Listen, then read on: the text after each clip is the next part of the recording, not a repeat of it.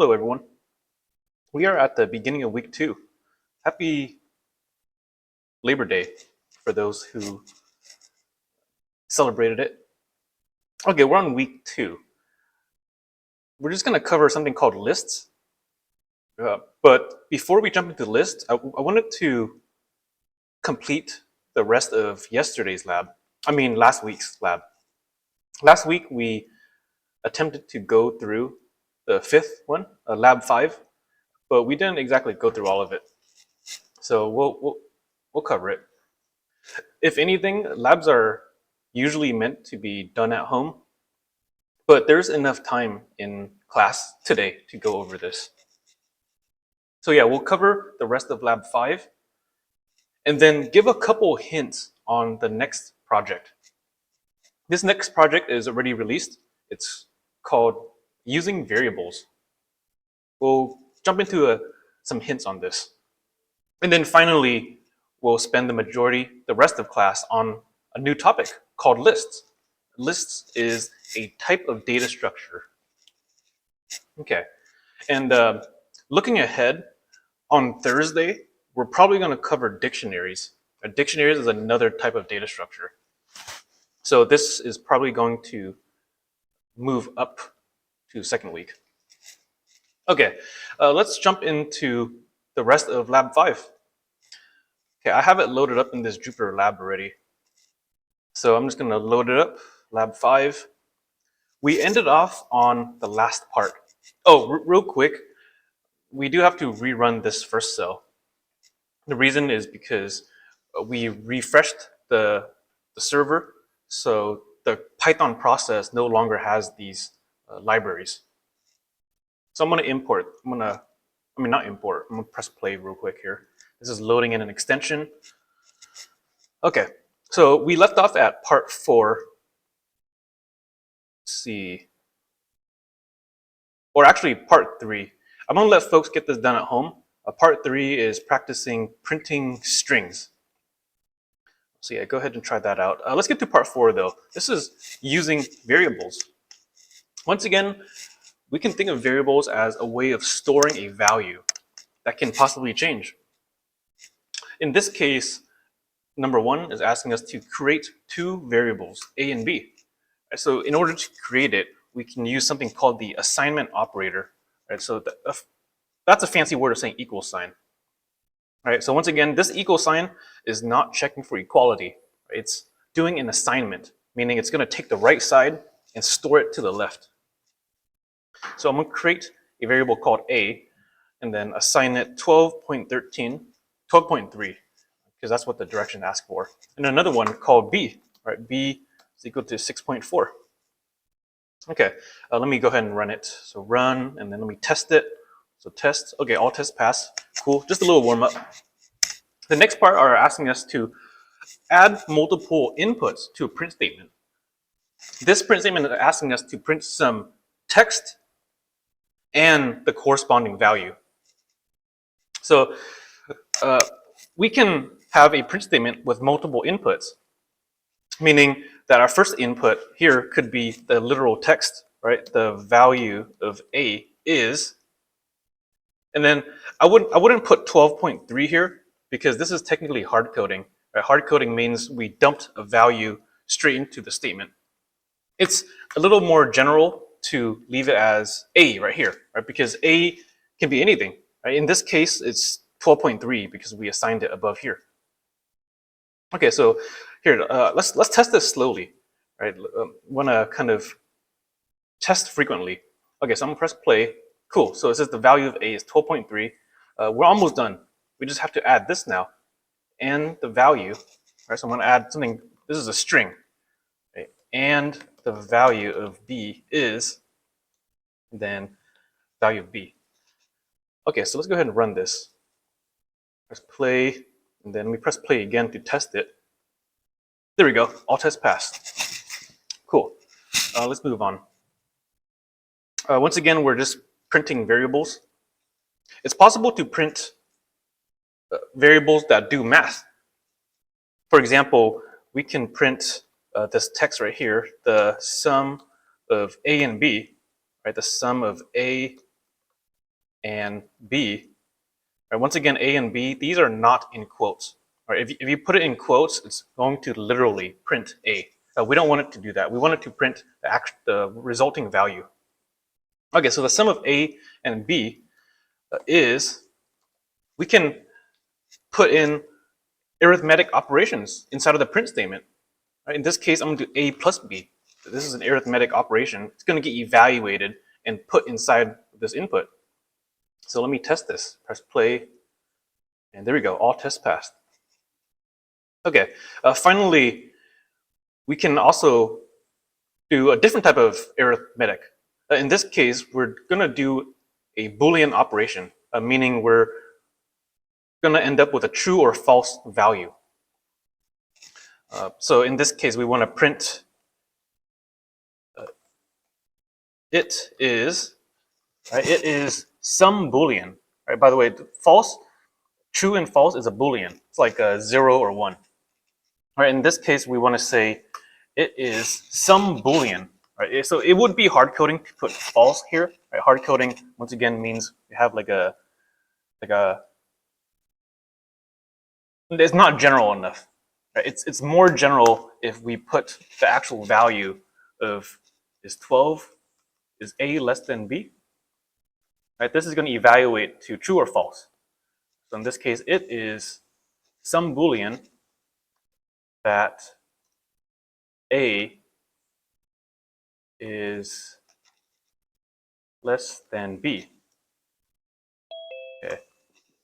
So there we go. It is false that 12.3 is less than 6.4. Okay. And finally, let me test it. There we go. Okay, so this is just the warm-up on printing variables. Let's go ahead and give folks a hint on the next programming project. Okay, so the programming project is right here. It's called Using Variables. This is not in the server. We have to download it from Canvas and then upload it. So it's available on the Canvas assignments on project 2, Using Variables. So I'm going to click here and then go ahead and download this. Right, it says upload this notebook, but I need to download it to my local machine. So let me download it. Okay, cool. So it's on my local machine. I can go ahead and upload it. Last week, I wanted to promote some organization, in particular, a folder called projects that's going to be dedicated to each weekly project. Right, in this case, I have more folders. The reason why is because future projects might have multiple files associated with it. So let me make another folder here. I'll call this week 2, let's see, using variables. You can call it whatever you want.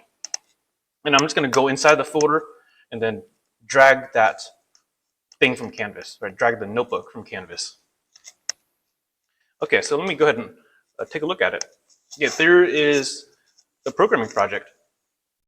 The whole goal of this programming project is to do arithmetic operations on variables.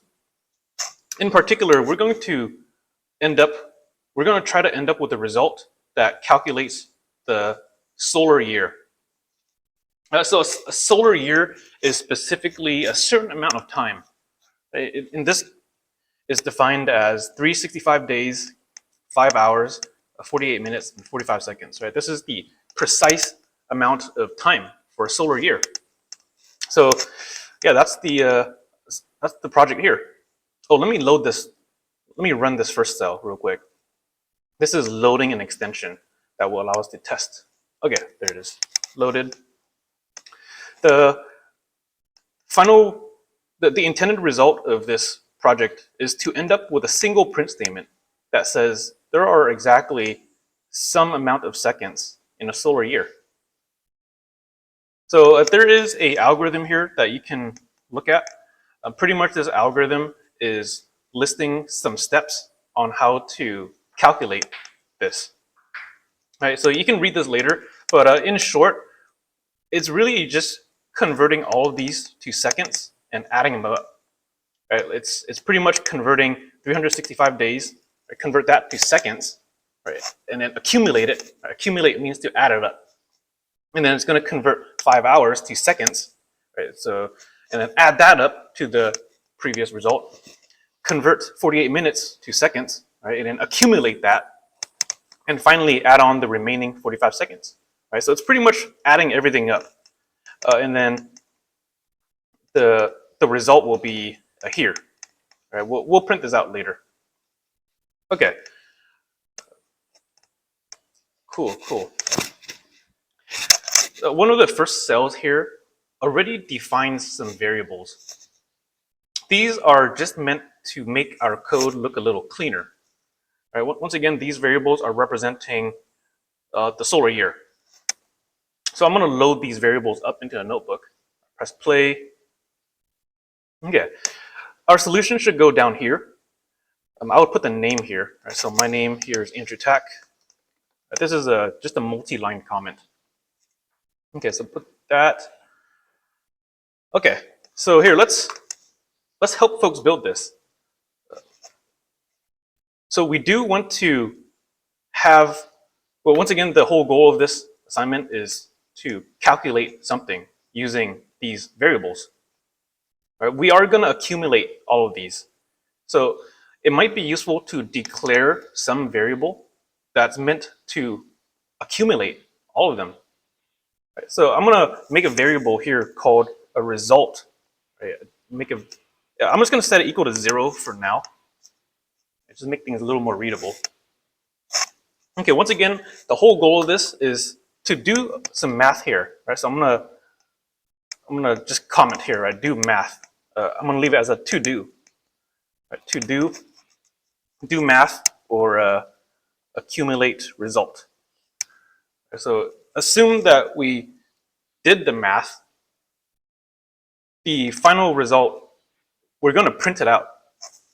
In particular, we want the print statement to look exactly like this right here. There are exactly some amount of seconds. So let me go get that print statement ready.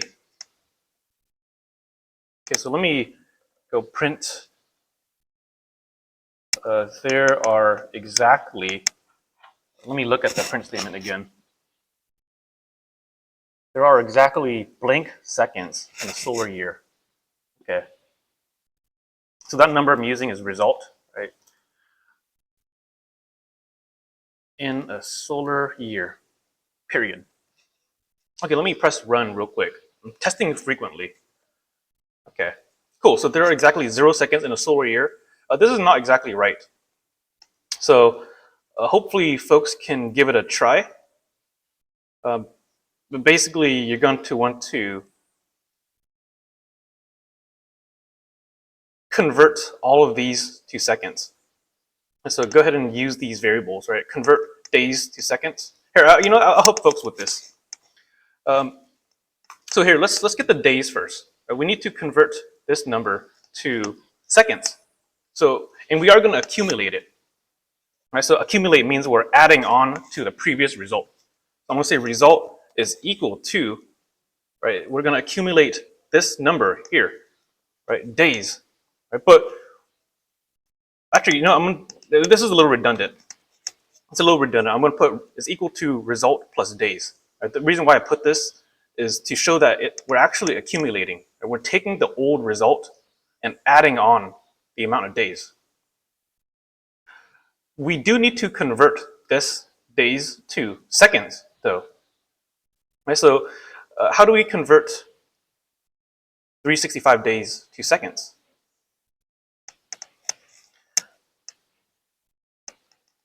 Basically, we multiply by how many hours there are in a day.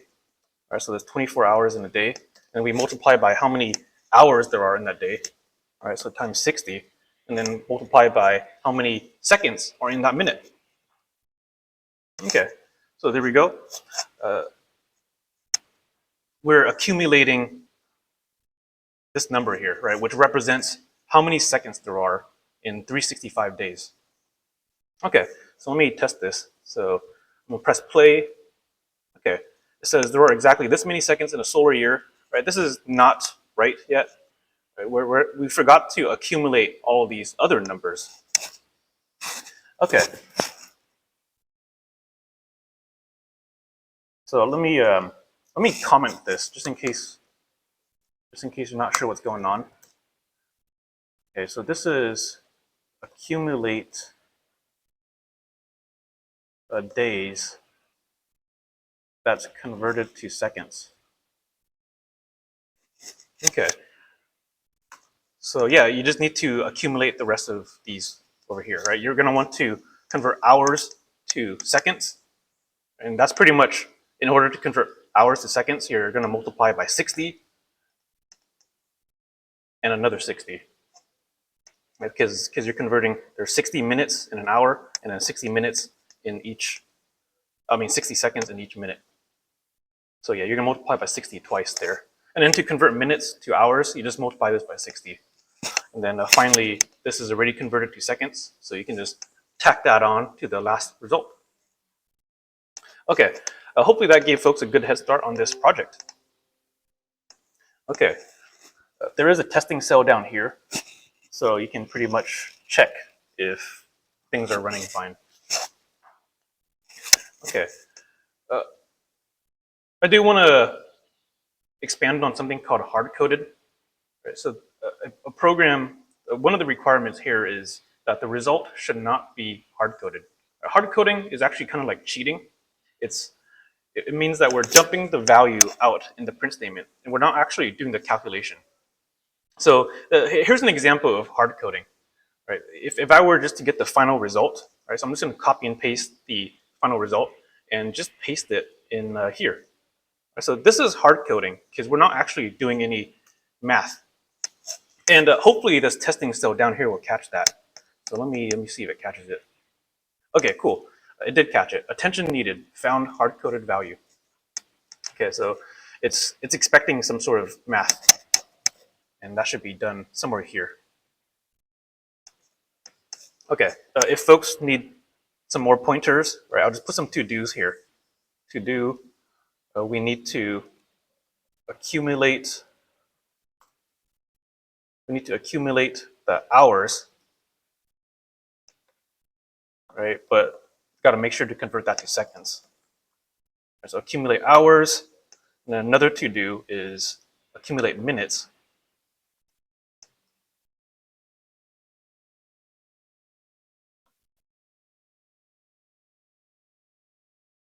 Right, and then finally, we got to accumulate the seconds.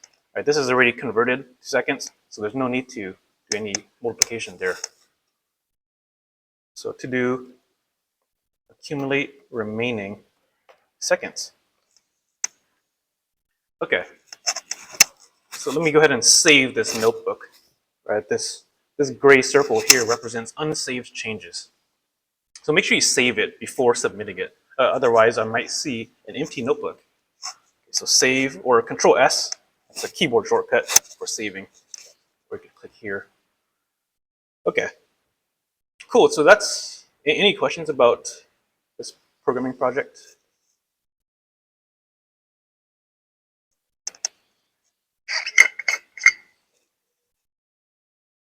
Okay, let's move on to some new material. So once again, we're going to spend the rest of class on this topic called lists. List is a type of data structure that can hold many types of items. Okay, so let's open up that lesson. I'm going to back out CIS-15, lessons, and then lists.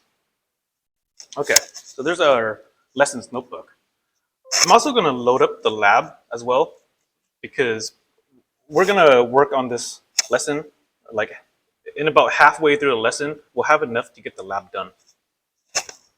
Okay, so let me load up the lab here.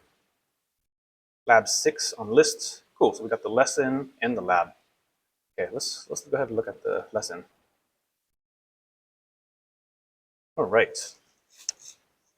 This is the first type of data structure we'll see.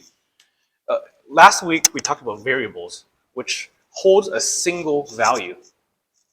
What if we wanted to hold multiple values in the same sort of data structure? So we can envision something called a list. Right? You can imagine it as storing items that are kind of next to each other. In particular, these numbers 0 to 3, they represent something called an index. An index is a fancy word of saying position.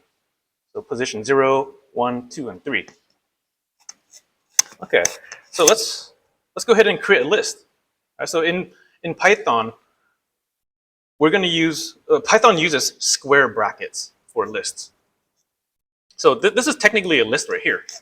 Right, so 2 square brackets. This is an empty list. Right, I'm going to run it, shift enter, right? I just ran it, and then Jupyter Notebook, it just says, yeah, the value is nothing. So let's go ahead and populate it. Now I'm going to populate it with 4 strings. Right, eat, okay, sleep, program. It's a good idea to type this out instead of copy and pasting, by the way. This way you can practice the overall structure, right? Like some people might put the comma before the quotes, but it's actually after the quotes. Okay, so there we go. This is a list of 4 items. Let's go ahead and store it in a name. Right, you can name the name whatever you want. I'm going to store it in this name called to-do list. Okay, let me go ahead and run this. Press play. Okay, there we go. All right, press play. There's no output, but that makes sense because all we did here was assign. Right, we're not really expecting any value. If you did want to print it, you can just go ahead and print to-do list. Right, let me press play, Control Enter. There it is, Control Enter, and there we go. Right, we're dumping all the values here. Okay, cool. So there's our first data structure. We did hard code values into here, right? Meaning that we just dumped values here. In the future, we'll see more general lists.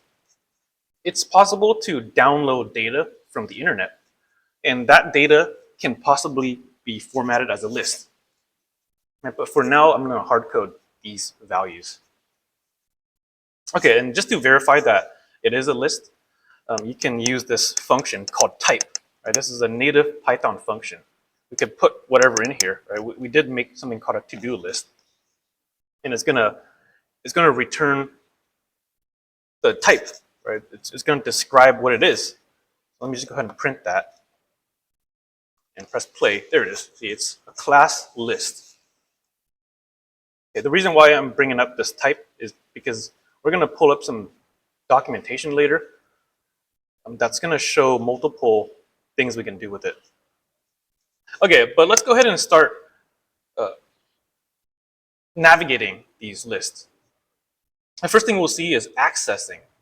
So accessing list elements means we're grabbing values from the list. Okay, so one way we can do that in Python, right? There's so many different ways, but one way is using this notation. Right? It's a square bracket that represents what position we're grabbing it from. So real quick, let me go ahead and print the whole thing so we can visualize what it looks like. Okay, this is the whole thing. The index does start at 0, by the way. Typically, in a lot of programming languages, we start counting from 0. So if we were to print out the element at index 0, right, once again, it's square brackets. This is going to give us the first element here, right? Eat. Right, so, and let me just change it. 1, right? This is going to give us position 1, which is the second element. So let me press play. See, it's print sleep, and then 2, and then finally 3. Right? 3 is the last element, the fourth. Right? There are some errors that can possibly occur. For example, if I were to go out of bounds, 4 is out of bounds. All right, so press play. It's out of bounds. So we actually failed here. The reason why is because it's out of range. Right? Out of range means that there's no such, there's no such element. Okay, so let me change this back to 3. So people cool with this so far? Okay. All right. We can use this type of notation to override certain elements. Right? Override means to assign a new value to it. So for example, let me reinitialize this list. So copy. I'm going to reinitialize this list. Let me just print it real quick. To-do list. Okay, press play. Okay, same list. We can override certain elements by accessing it and assigning it. So to-do list. Okay, so I'm going to access the 0th element, right, and then assign it another value. Right, I'm just going to name it something. This is saying grab this string and store it to the 0th position. Okay, press play, and there we go. Right, we overwrite that value. Okay, people cool with this so far? Okay. Let's go ahead and populate this list. Populate means to add things. Right, so one of the first functions we'll see is something called append. This is a class function. Right? It's a class function because the list type has a function called .append. So let me go through this to-do list. I'm just going to initialize it to an empty list. Right, initialize it, and I'm just going to print this real quick. Print to-do list. It should be empty. So I'm going to press Control-Enter to play. Right, Control-Enter, there we go. Okay, it's empty. Let's go ahead and start populating it. Right, so there's a function called .append, which pretty much adds an element to the end of the list. Right, append is like lining up, or when you're lining up for something, you're typically going to the back of the line.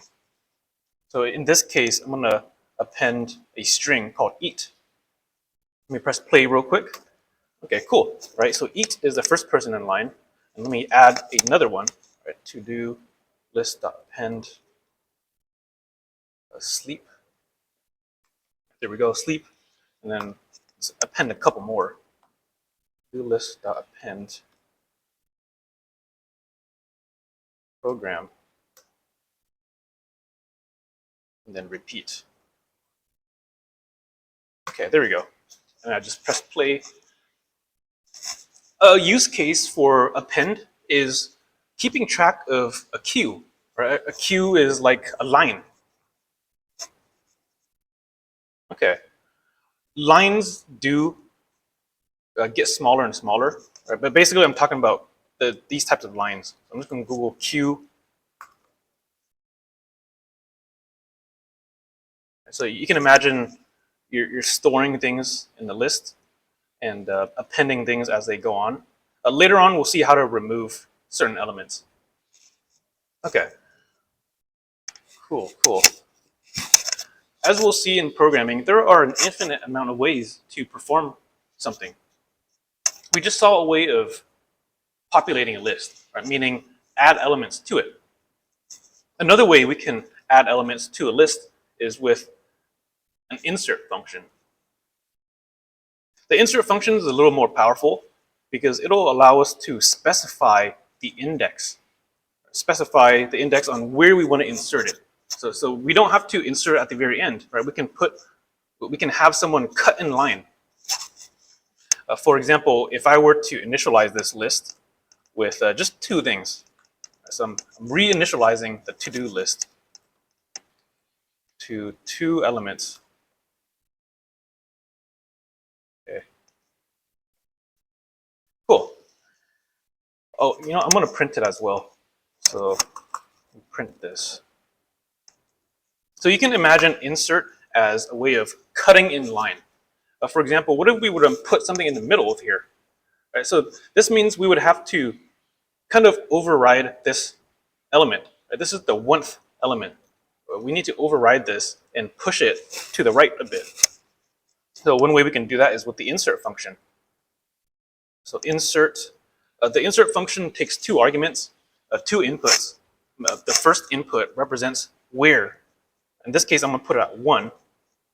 And then the second input represents what we're inserting. In this case, I'm just going to insert a string program. And let me go ahead and press play. So there we go. Okay, what happened here is program got inserted to this first place, or the 1th element, and then it pushed everything to the right. So repeat got pushed to the end. Okay, and we can add in another one. Let me insert another one. Let me cut in line. I'm gonna put this element to the 0th position. 0th is the first one, and then eat. So this should put it in the very first element. Let me press play. Control Enter. There we go. I see eat got pushed to the front, and everything else got pushed to the right. Are people cool with this so far? Okay. The opposite of populating a list is to remove elements. There are a couple ways on removing elements. The first way we'll see is not a function. Right? It's not a class function, meaning it's not like to-do list dot something. Right? So this is a Python native keyword called del, short for delete. Right? So basically the del works by removing by an index, meaning we can delete to-do list but specify the index. For example, if I remove it at position 2, it should remove a work right here, right? This is the second, 0, 1, 2. Okay, or no, it's not second. It's the tooth element. Okay. So print to-do list, and we should see, yeah, work got removed. This element at position 2. Okay, I did mention that this is not a class function. Another way we can remove it is with a remove function. This is a class function, meaning that the designers of the list type provided us with a function called .remove. Just another way of deleting things. So let me go ahead and grab this to-do list. I'm going to reinitialize it to 4 elements. Might as well print it as well. To-do list. And there we go. We got 4 elements. We can use this class function, to-do list.remove. This function works by taking in an input. The input represents what we're searching for. In this case, maybe we could search for work. Right? It's not removing by index. So we have to specify the value, right? Not the position. Okay, let me press play. There we go. It removed work from it. So this function, if you're curious how it works, it's actually doing a search in remove. So it could, as programs get more and more complex, this could possibly be inefficient. The reason why is because the list can get very large. Lists can be billions of items. And this function works by doing a search, a linear search. It's actually going through a list, right? It's looking here, saying, hey, is this equal to work? No, it's not. Is this equal to work? No, it's not. Is this equal to work? I'm using 2 equals, by the way, because we'll see what double equals means. Anyways, is this equal to work? Equal to work? Yes, it is. So therefore, it's going to remove the element here. Okay, so that it is a bit of work. Okay. Finally, we can remove a whole list with a .clear function. It's just going to delete everything. So let me go and run this. Print to-do list. Right, there's something, and then I'm going to clear it before printing it now. To-do list.clear. Press play, and there we go. Right, we see it got cleared. Okay, you don't really have to memorize all of these functions. There's actually so many to look at. If folks are curious, you can look at the primary documentation for the list. So I'm just going to Google up list Python and look at the primary documentation. The primary documentation is right here, docs.python.org. So I'm going to look at here. Okay, one type of data structure is a list, and there's many methods. A method is synonymous to function. We saw this function here, right? Dot append. We saw insert, which takes two arguments. Arguments are inputs. We saw remove. There's a pop as well. Pop is a fancy way of saying remove the last element. Okay. And yeah, we saw list.clear. There's so many different things we can do with lists. Okay, let's go back to the lesson. We're about halfway done with this lesson. This is just enough to get the lab done.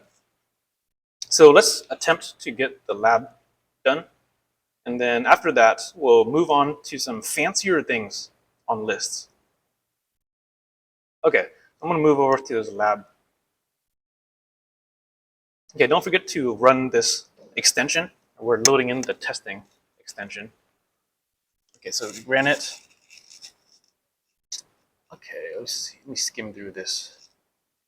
Okay, cool. Yeah, let's go ahead and practice what we just got exposed to. So I'm gonna put on a little timer here, like a 10-minute timer. Yeah, go ahead and give it a shot. If folks are on the recording, please try it out yourself. I will be going over this, but it's a good practice to kind of struggle through it first, just in case. It's going to help out the problem solving process. Okay, I'm going to pause the recording here. Okay, everyone, we are back from intermission. Hopefully folks gave that a shot. So this lab is just asking us to practice navigating lists. And so I'm going to go through it kind of fast. Yeah, this first question is asking us to initialize a list variable. It's going to use the same one, to-do list, and then we want to initialize it with these hard-coded values. So I'm just going to put these in here. I set these up. Okay, so set those up. Wake up early. Exercise. Breakfast. Python lab.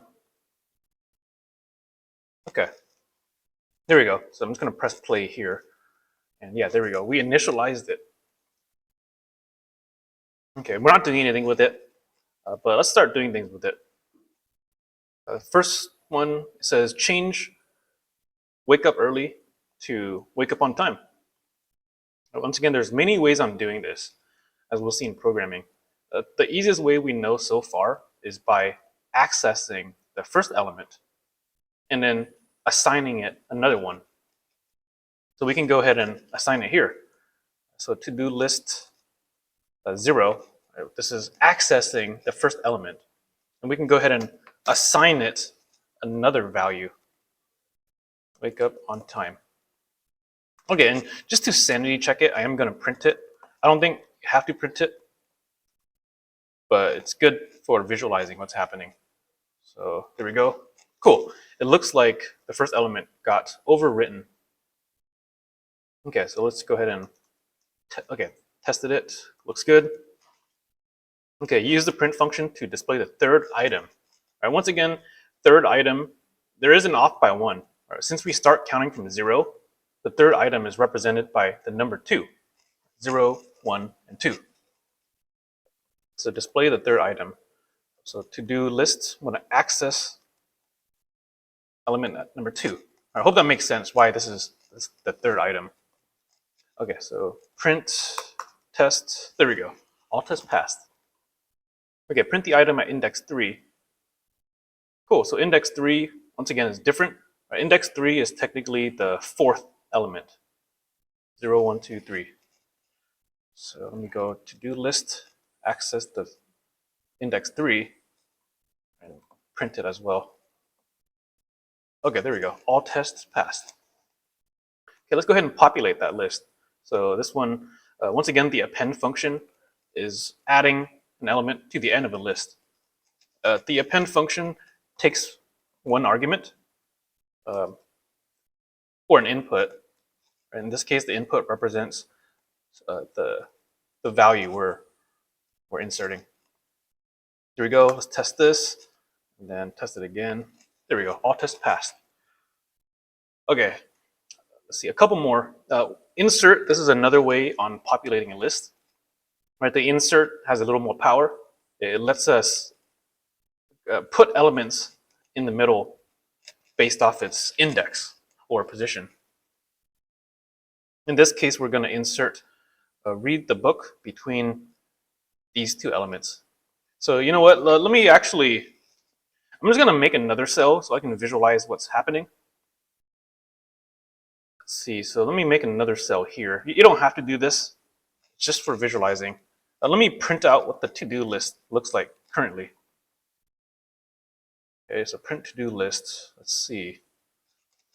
Okay, so we want to put read the book between these two elements.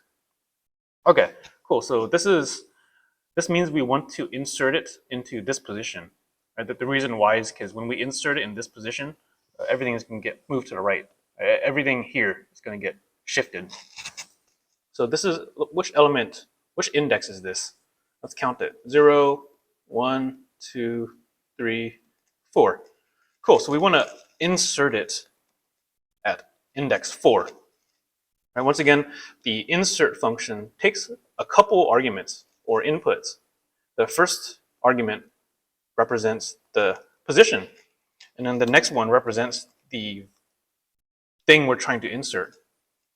Right, in this case, we're going to insert a string called read the book. Okay, so let me run this. Okay, cool. All tests pass. Okay, let's see. Cool. Finally, these last two are asking us to use different ways on removing things. Right, one way we saw is using the delete operator. This is not a class function. Right? It's a native Python keyword, which one way you can do it is say delete to-do list, right? But then specify the position where we're deleting. In this case, the position is, let's see, wake up on time. Let's see, this is the 0th position. So we can go ahead and delete that. 0th. Okay. And press play. And press play here. Okay, cool. We're good. By the way, one caveat on notebooks is we can rerun cells, and it can possibly, if we were to rerun this cell here, right, like press play a bunch on this, right, we're actually going to delete the list, and it's going to get smaller and smaller. So be careful. If you accidentally delete your whole list, you might have to reinitialize it. Right? Meaning you might have to go up to the first cell and reinitialize it. I hope that makes sense. Okay. Finally, another way on removing is using a class function. Right? The function here is called remove, and it takes an input that represents what we're searching for. In this case, we're searching for the element sleep. So that's just going to search through a list and then remove it if it finds it. Okay, cool. And if you want, you can go ahead and visualize what the list looks like. Okay, I'm just going to print it here. You don't have to do this. To-do list. Yeah, there we go. All right, this is our final list. Okay. Cool, cool. I hope that makes sense for folks. So we just covered some basic list operations. Let's go ahead and do some fancier things with it. We are done with this lab, by the way. I think we're actually done with week 2 lab. So week 2 lab, let me take a look at it.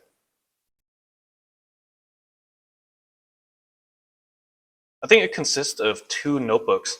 So make sure you're submitting both of them. Okay, lab week 2 consists of 2 notebooks. We did this one earlier, and we did this one just now. Cool, so let's carry on to the rest of the lesson. Okay, there are so many things we can do with lists. Right? We saw population, right? Meaning we're adding. We saw removing. We can also search a list. This is useful when you have some data and maybe you want to verify if a certain value is in that data. For example, let's reinitialize this to-do list. So I'm going to reinitialize it to these 4 values. There is a keyword called in. This is actually a Boolean operation. A Boolean means we're expected to return a true or false. In this case, this phrase right here is a Boolean expression. So it's going to tell us whether or not eat is in to-do list. And I'm going to print it as well. I'm going to print it because I don't want to rely on the notebook displaying the last item. Okay, so once again, you can think of this as an equation. It's an equation that evaluates to true. Right? The reason why is because eat does exist in here. It is case sensitive. So if I were to do lowercase eat, all right, lowercase, and press play, it says false, right? Because there is no lowercase eat inside of this list. Okay, we'll see why this is useful later. Basically, we need to cover something called if statements. Right? You can imagine that we're branching off into different scenarios. Right? Like maybe there's a scenario if eat is in to-do list, then we can do something, or else do something else. So this is useful for making decisions. Like one decision you can do is check if it exists before removing it. Right? Like for example, let's say I were to do an operation that's going to error out. Right? Like let's say I did to-do list dot remove, and I'm just going to remove something. It doesn't matter. Okay, so let's see what's going to happen. Press play. Okay, we got an error here. Right? This means that the program kind of crashed. If we were to have future statements in this program, it's going to not run. So a use case for this this operation is to protect from removing something.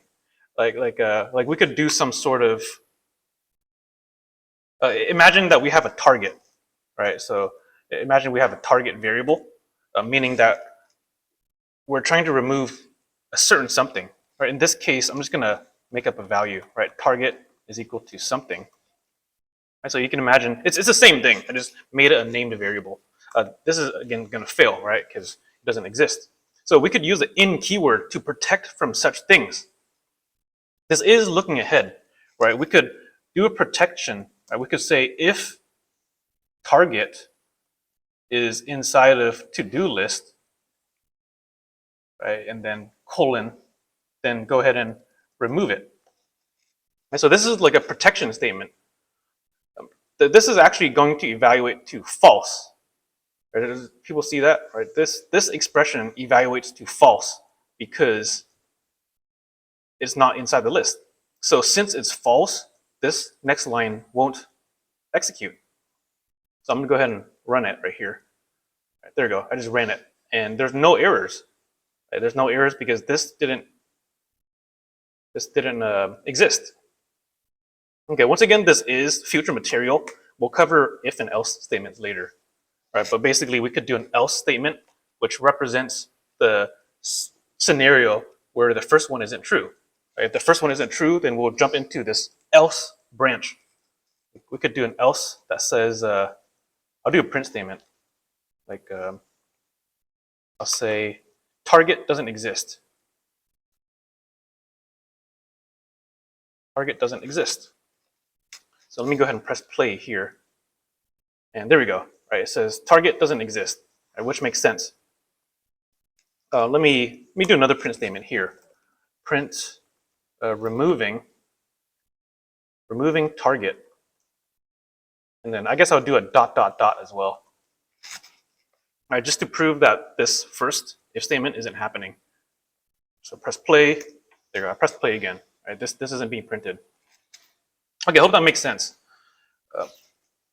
If we were to change target to something that does exist, right, like eat, or actually let's do sleep. That'd be sleep. So there we go. This condition should be true now. All right, target in to-do list evaluates to true, meaning this branch will happen. So I'll go ahead and run it. And there we go. All right, it says removing sleep. So this did happen. Okay, this is future material using if statements, but hopefully people will see the use of using the in keyword. Right, it lets us search data. Okay. In this case, we use it to protect us from a runtime error, because this remove can possibly give errors. Okay. It gives errors when it doesn't exist. Okay, let's see. Oh, okay, yeah, we just saw this here. We just did the if statement. Once again, we'll cover if statements later in the future weeks. Okay. Last week, we saw a native Python function called length. You might remember that we could do length of some string, right? Like length of hello world.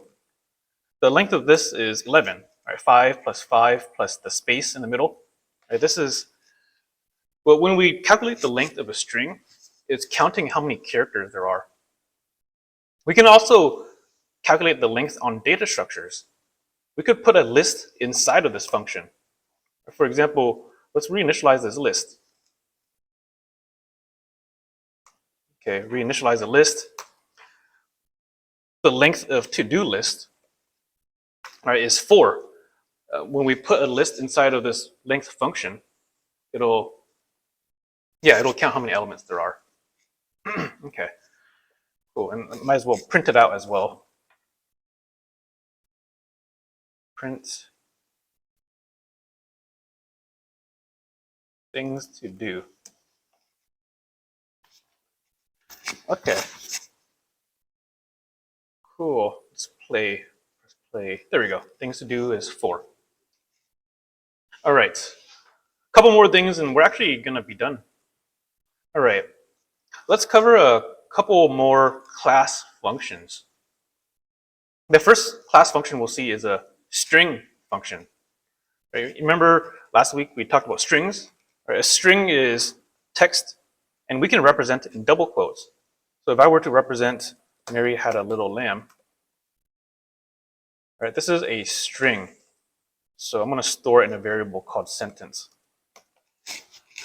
Okay. The designers of the string type provided us with a class function called split. So if we did a dot split here, this is going to evaluate to a list. Right, by default, it's going to split the sentence based on white spaces. Right, that's the default behavior. So let me go ahead and split the sentence and store it in a list variable called words. Right, so once again, the right side gets evaluated to a list. So this is converting a string to a list. And this list is stored in words. So let me go ahead and print words. All right, print words, and let's see what happens. Okay, there we go. I say this is no longer a string. It's a list of strings that were split based off white space. Okay, it is possible to split on other things too. Like a use case for this is actually data analysis. You'll see in a future assignment that we can have data. Right? So imagine we downloaded data from the internet. And imagine if that data was stored in this format. Right? So once again, just kind of imagine we downloaded from the internet, the data is stored by comma separated values. Like let me say Alice, comma Bob, comma Charlie, and then David. right? So let's say this got downloaded. For now, I'm hard coding the values here. Sometimes it's necessary to split this string into different words. Right? So we could say elements is equal to data.split, right? But we can split based off of a comma. Right? If we didn't specify anything in here, it's going to split based off white space. But I'm going to put a comma here and then go ahead and print the data. All right, so, oh, I meant elements. Right? Elements is the list. So elements, there we go. Right? We successfully converted a string to a list of strings. Right? This is useful when we need to convert data to something. Okay, hope that makes sense so far. Oh, you know what? Here's another cool use case. At home, I kind of programmed a smart home, meaning that I can control electronics around the house. For example, it's a voice command thing. You could imagine that there's a voice command, right? Imagine that you program something and you're talking to it, and then that thing will do it for you. Right? Imagine that there's a voice command that says, turn off bedroom light. Right? This is a program that I made a while ago. It pretty much allows me to control things. So I am hard coding a string here. It's possible to activate your microphone. Right? It's possible to activate your microphone and grab data that way. So another use case is by taking a string, splitting it, and searching it. So you can imagine that I'm going to split this into words, right? So imagine I split it into words, voice command dot split. Right? I'm gonna leave this empty because I'm planning on splitting on white space. And so this is going to let's see what words look like. There we go. Right. So just to verify, we did split it. The reason why this might be useful is because it might be necessary to access things one at a time. Like maybe we wanted to access a certain light bulb. Right? For example, we could do a search. Right? We could say if bedroom is in the words, right? If bedroom is in the words, and this is going ahead. I'm going way ahead, but we could say if bedroom is in the words and off is in the words. So this is ahead. There's two conditions here, right? There's this condition which we evaluate to something, and there's another condition which we evaluate to something. Right? If they're both true, then we can do something. Right? We could say like a light one dot turn off. Right? So you can kind of imagine the use case here. Right? We're splitting a command, and then we're analyzing the words. Right? If we find two of these words, then we're going to go light one dot turn off, right? Or maybe you could program another branch. Right? Like imagine if there was a bedroom and then on, right? This means we should turn light one on. Okay, so once again, this is ahead. In particular, the if statement and this complex condition. But hopefully people see a use case on splitting strings into a list. Okay. Cool. Okay. The opposite of, there is an opposite version of split. Right? Basically, we converted a string to a list. Right? It's possible to do the opposite. Right? Convert a list to a string using a function called join. This is a list function. So if we were to initialize a list, right, I'm going to reinitialize the list to these 5 elements. Okay, Mary,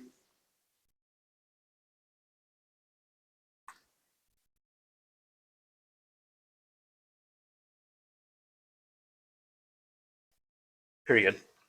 So the opposite of split is join. We can go ahead and use a string function, right? It's a string function, meaning it's a string dot join. In this case, I'm going to use a space dot join, and then join every element in this words. Now, this might look weird. Pretty much, it's saying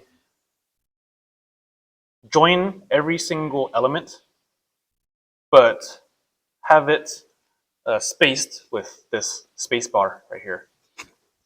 All right, this function does evaluate to a string, so I'm going to store it in a string called sentence.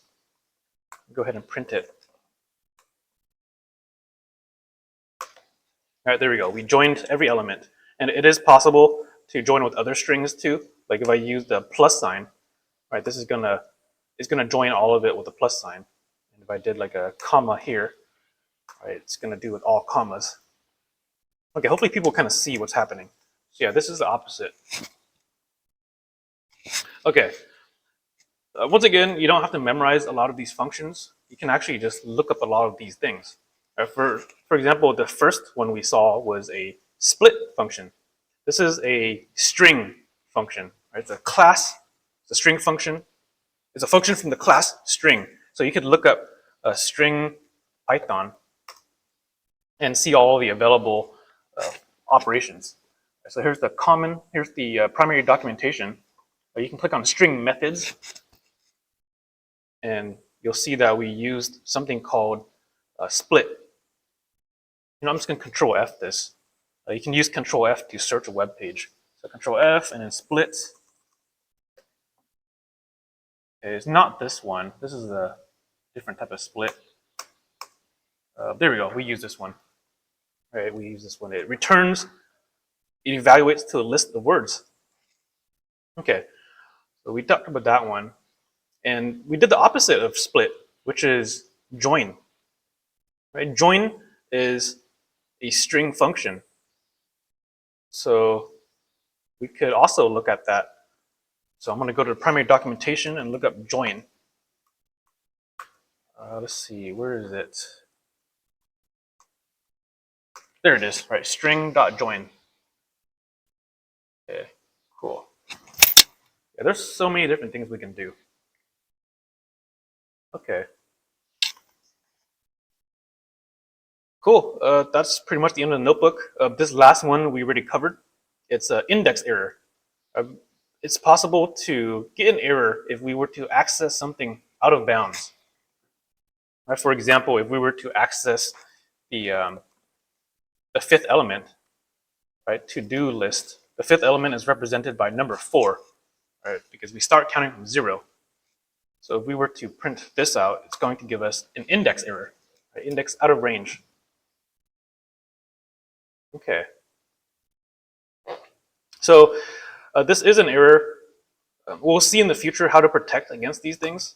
Right? It might not seem like there's a use case for it, but as programs get more general, right, we want to have a lot of protection, meaning that we'll see something called a bounds check. Right? So the bounds check, this is not that necessary for this class, but it is necessary if you want to write robust program. Basically, a bounds check means a check to see if it does exist, or check to see if it's within range. So you can imagine I'm writing a condition. Right? We could say if position is equal, if position is greater than the length of to-do list, then we can say, we can print doesn't exist. Right? Or I could say out of bounds. Right? And so I did introduce a variable called position. This is meant to make things a little more readable. Right? So I meant to put position here and then initialize it to some number. For now, I'm going to hard code a 4. And then, so I'm doing a bounds check. So I can say out of bounds, else it is within bounds. Right? So this this first statement, this is a Boolean expression, right? It's going to evaluate to, oh, this is actually going to evaluate to false, which is not good. But basically, I'm off by 1. Right? We're saying, hey, is 4 greater than 4? No, it's not. It's not. So it's actually going to do the bad thing here and try to access it. I meant to do an off by 1 here. Right? It's actually, this right side needs to be off by 1. We need to subtract 1 from it. Right? The reason why is because this number represents the largest index. Right? People see that? Right? The length minus 1 represents the last element. And we're saying if the position exceeds that last element, then it's out of bounds. So let me press play here. All right, there we go. We pressed play, and it says out of bounds. Right? It protected us from this error here. Okay. A quick little thing. I did speak about hard coding. This is a hard-coded value, right? It's like a magic value, number 4, that's not really general enough. In the future, we'll see programs that are more interactive. So a sneak peek into this is we can actually grab input from the user. Right? There's a function called input. Right? This is a Python function that grabs data from the user. Right? And in this case, you don't have to put anything inside of these parentheses, but if we do put a string in there, it's going to give a prompt like which position do you want to delete? Right, so this is going to ask the user which position do you want to delete, and then we'll be able to type something. Right, so here I'm going to comment all of this stuff out real quick so we can build up to it. Okay, so I'm going to comment this. I just use Control/. I'm just going to test it. Okay, so check this out. I pressed play, and there's our input at work.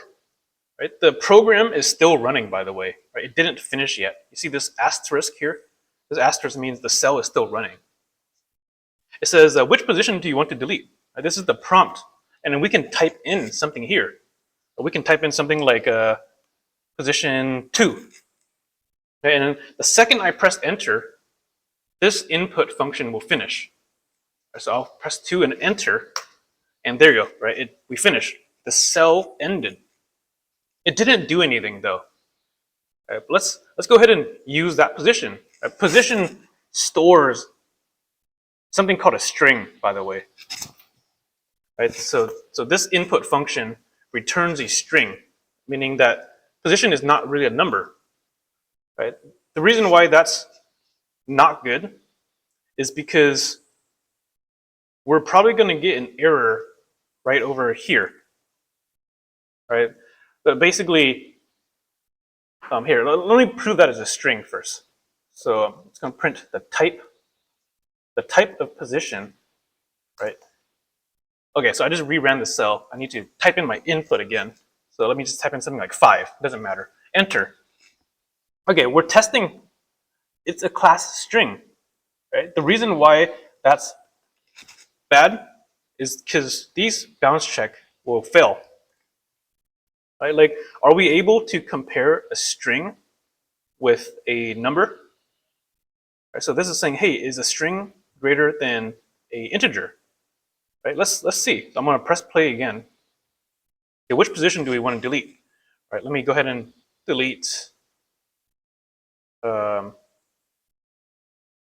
Delete position 5. Right? Okay, I'll press enter, meaning this is going to finish. So press enter, and okay, got an error. Right? The error says we're not allowed to compare a string with an integer. I hope that makes sense what's happening. If I load up a Python terminal real quick, you'll kind of see what I mean. So I'm going to load up a Python terminal. Right? This is saying, are we able to compare 1 with the number 5? Right? Is this possible? I'll press enter. Enter. boom, okay, we got an error.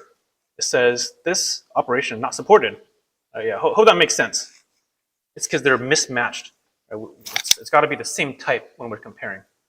So we do have to convert this position to a integer. One way we can convert it to an integer is by using something called a cast. Right? It's like we're converting. So we could say, hey, position is now equal to an integer. Right? But the integer, we can put an argument here, position. Right? So the right side is being evaluated first. Right? So the right side is saying, hey, grab position, convert it to an integer.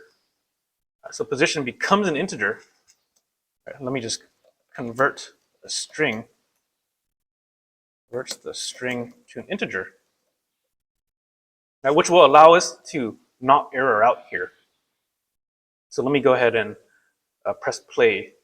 And which position do we want to delete? Right, I'll go number 5, and yeah, it's out of bounds.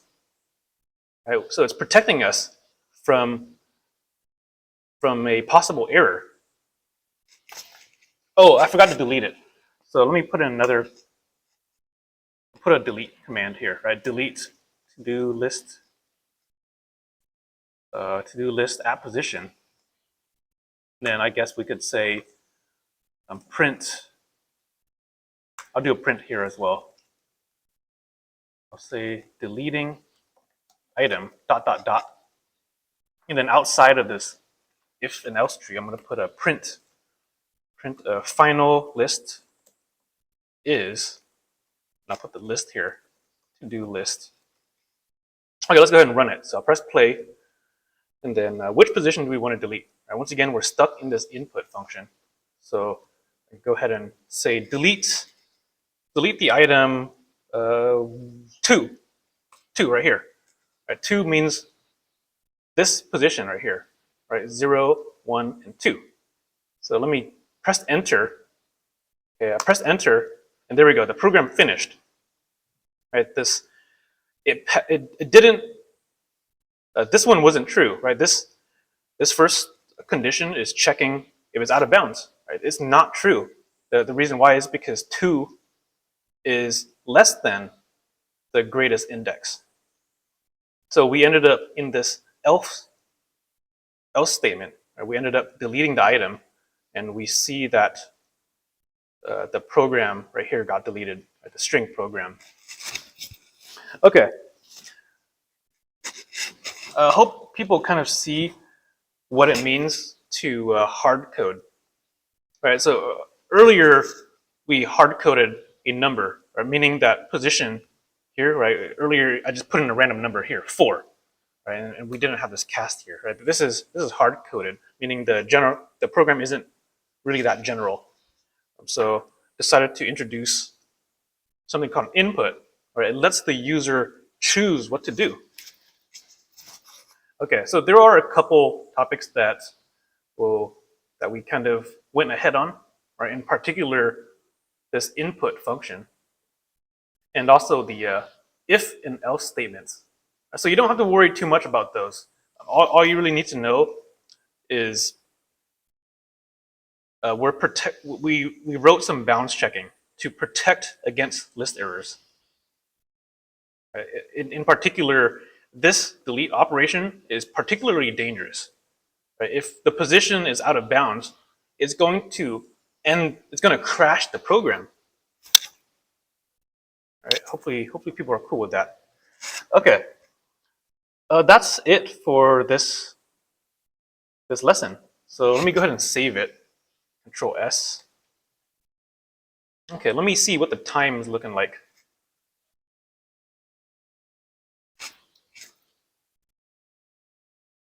Okay, cool. Looks like we're going to end like half an hour early. Hopefully you folks are okay with that.